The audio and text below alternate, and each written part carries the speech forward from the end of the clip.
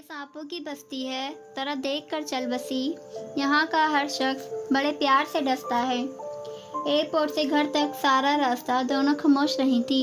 جب کار کاردار کیسر کے سامنے رکی تو جواہرات نے ڈرائیور کو مخاطب کیا، تم باہر جاؤ۔ شہرین نے جو اترنے کی تیاری میں تھی چونک کر اسے دیکھا، سن گلاسز اوپر کر کے بالوں میں ٹکائے۔ ڈرائیور اتر گیا تو جواہرات نے مسکرا کر گردن اس کی طرف موڑی۔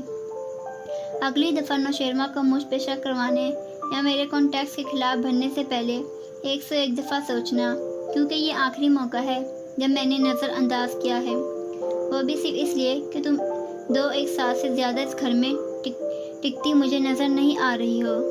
سو یہ مختصر وقت میں تمہارے لیے نہ خوشگوار نہیں بناؤں گی، نہ تم میرے لیے بنانا۔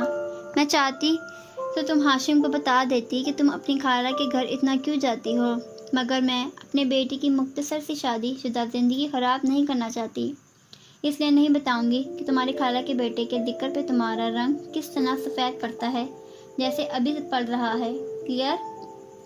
مسکرا کر ٹھنڈے برف لہجے میں کہہ کر وہ دروازے کی طرف مڑی۔ شہرین نے تھوک نگلا، پھر گردن تان کر کہنے کی کوشش کی، ہاشم جانتا ہے وہ میرا دوست تھا۔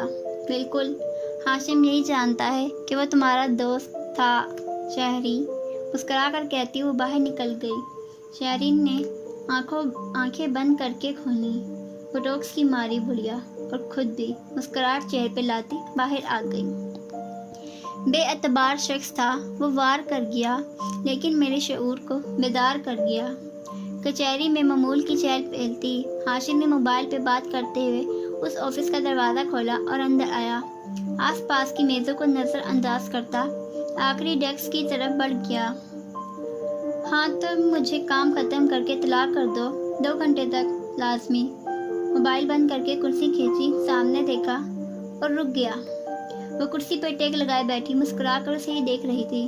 گھنگریالے بال جوڑے میں بندھے تھے، صرف ایک لٹ گال کو چھو رہی تھی۔ ہاشم کی نظریں بے اختیار میز پہ رکھی نیم پلیٹ پہ جھکی۔ میں تعارف خود ہی کروا دیتی ہوں، پبلک ڈسٹرکٹ پروسیکٹر زمر یوسف خان۔ 2 ہفتے پہلے میری تقرری ہوئی تھی اور شاید 1 ماہ قبل آپ سے آخری ملاقات ہوئی تھی۔ بھولے تو نہیں ہوں گے آپ مجھے؟ ہاشم بے اختیار ہنس دیا۔ ہنستے ہنستے نفی میں سر ہلا دیا اور بہت محفوظ ہونے والے انداز میں اسے دیکھا۔ یعنی میری وجہ سے آپ کو نئی جاب مل گئی، گڈ۔ تو پھر کس کیس کے سلسلے میں آپ آئے ہیں کارڈر صاحب؟ وہ مسکرا کر کہتی ہاتھ ملا کر میز پہ رکھے آگے ہوئی۔ میرا خیال ہے مستقبل میں ہمیں بہت سے کیسز یہیں بیٹھ کر طے کرنے ہوں گے، اس لیے کیوں نہ پہلے آپ مجھے اچھی سی چائے پلوائیں بغیر شوگر کے۔ وہ ابھی تک لطف اندوز ہو رہا تھا۔ زمر سر سا مسکرائی، شور، میرے ڈیسک پہ چائے کا سامان ہر وقت موجود ہوتا ہے۔ آپ کو اب یہاں خود چائے بنانے کی عادت ڈالنی ہوگی، مگر آئندہ کے لیے، کیونکہ پہلی چائے میں آپ کے لیے بنا دوں گی بغیر شوگر کے۔ کہہ کر وہ اٹھی اور کیتلی اٹھا لی۔ ہاشم کونی کرسی کے ہتھے پر رکھے گردن اٹھا کر اسے چائے بناتے دیکھتا رہا۔ اب کیس پہ بات کر لیتے ہیں کارڈار صاحب۔ کپ اس کے سامنے رکھتے ہوئے زمر نے چینی دان سے 2 چمچ نکالے، اس کو دیکھا، چائے میں انڈیلے اور چمچ فرج پہ رکھ دیا۔ پھر کرسی پہ آ بیٹھی اور بولی، یقین کیجیے میرا دماغ آج بالکل حاضر ہے۔ ہاشم پھر سے ہنس دیا، دل ہی دل میں تلملاتے ہوئے۔ 5 سال بعد بھی وہ اسی طرح بوفے ٹیبل کے ساتھ کھڑا ہنس کر کسی سے بات کر رہا تھا، اور بے خیالی میں اس کو دیکھتی زمر ذرا ٹھٹکی۔ ارد گرد شادی کا فنکشن جو ماضی کی دھول میں دھندلا ہو گیا تھا اب واضح ہونے لگا۔ اس نے ایک ہاتھ سے کمپٹی مسلی اور کرب سے آنکھیں بند کیں۔ انہیں میٹھا لینے جا چکی تھی، مگر جو کڑوا وہ کہہ کر گئی تھی اس کا اثر اب بھی جاری تھا۔ یہ رشتہ کب مانگا گیا، کب انکار ہوا، اسے یہ نہیں معلوم تھا، مگر ایک بات صاف نظر آنے لگی تھی۔ وہ جو 4 سال سے یہ سوچتی رہی کہ فارس نے اس کے ساتھ ایسا کیوں کیا، تو اس کا جواب مل گیا تھا۔ اس نے انتقام لیا، ٹھکرائے جانے کا انتقام۔ میں تمہیں صرف 1 گولی ماروں گا دل میں، یہی کہا تھا نا اس نے؟ اسے سب یاد تھا۔ انتقام تو انتقام ہی صحیح، میں تمہیں صرف 1 گولی ماروں گا زمر، صرف 1 گولی۔ ایک نہج پہ پہنچ کر اس نے موبائل پہ کال ملا کر اسے کان سے لگایا۔ بصیرت صاحب، सॉरी, मैं आपको गलत वक्त पे तंग कर रही हूँ। मुझे केस फाइल चाहिए। जी, पब्लिक रिकॉर्डर्स के अलावा जैसे भी हो कुछ आपके पास इस केस से मुतल्लक। जी, सारा बॉक्स भिजवा दीजिए।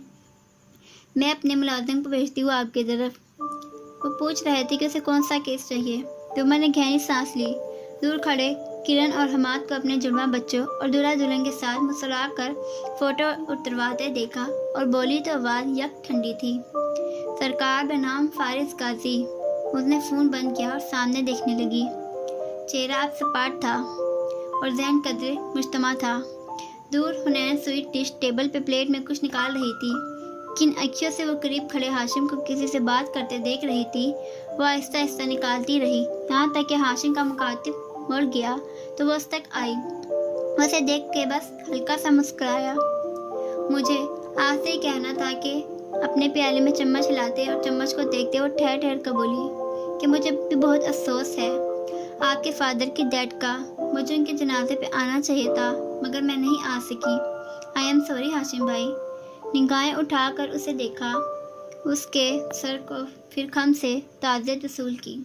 इट्स ओके, मगर तुम्हें आना चाहिए था हुनैन। शादी तो आया था, उस वक्त ना सही, बाद में आना चाहिए था, लेकिन उसके बाद तुम लोगों ने हमारी तरफ आना छोड़ दिया। बिल्कुल। आखिरी अल्फाज अदा करते हाशिम के हल्क में कुछ अटका था। गर्दन में उभर कर मालूम होती गिल्टी, आंखों में चौंक जाने का एहसास। हुनैन अगर मुतवज्जा होती तो महसूस कर लेती। I am sorry. वो सर झुकाए कहकर मुड़ गई। वापस मीठे की जगह पे आई तो सादी वहाँ का रहा था। आहिस्ता से बोला, हाशिम भाई क्या कह रहे थे? उसने उदास आंखों से उसे देखा। मैं उनसे माजरत कर रही थी कि मैं उनके वालिद की वफात पे नहीं आ सकी। मुझे आना चाहिए था, और इससे पहले उन्होंने भी माजरत की। उन्होंने कहा कि उन्हें अफसोस है। सादी ने प्याले में सोफले का चम्मच उलटते हुए तल्खी से सर झटका। कितना आसान है हुनैन, 1.5 साल बाद एक शादी की तकरीब में आकर कह देना कि मुझे अफसोस है। हुनैन ने यासियत से उसे देखा। उन्हें अफसोस है, वाकई है। अगली दफ़ा जब वो तुम्हें कहें कि उनको अफसोस है तो उनसे कहना अफसोस काफ़ी नहीं होता। वो संजीदगी से कहता पलट गया। वो अब जुमर की टेबल की तरफ जा रहा था। हुनैन दिल महसूस कर वहीं खड़ी रह गई। क्या वो सारी ज़िंदगी इसी नुक्ते पर खड़ी रहेगी? क्या वो भी फुप्पो की तरह कभी आगे नहीं बढ़ सकेगी? उसका ज़हन पल भर को अपने इर्द गिर्द से हटता गया। दिलो दिमाग पर कोई धुन सी छाई रही थी। सियारात में अंधेरी सुनहरी धुन। उसका ज़हन उस धुन में डूबता गया।